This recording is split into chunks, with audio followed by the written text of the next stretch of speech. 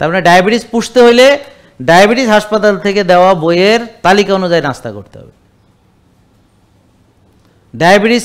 Diabetes থেকে আরও অনেক রোগী হইতে হলে এই তালিকা ফলো করতে হবে।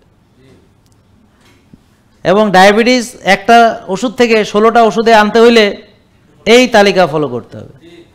18টা ওষুধ আনতে হলে এই তালিকা ফলো, 30টা ওষুধ আনতে হলে এই তালিকা ফলো করতে হবে। এইভাবে করলে আপনার চোখও যাবে, লিভার যাবে, কিডনি যাবে, সব যাবে। কারণ এটা হলো রোগ তৈরি করা, রোগ পোষার চিকিৎসা।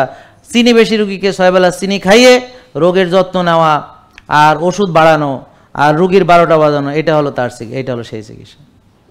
তাহলে আপনারা যারা এই চিকিৎসা করতেছেন বা করবেন বা যারা এখনও করতেছে তাদেরকে এই কথাটা বলবেন যে তোমরা বিশ্বাস না হয় দেখো, এই দেখো আমি 16টা ওষুধ খাই, এই দেখো আমার রিং পরাইছি, এই দেখো আমার চোখ গেছে, এ দেখো আমার লিভার নষ্ট হচ্ছে, এ দেখো আমার কিডনি যাচ্ছে।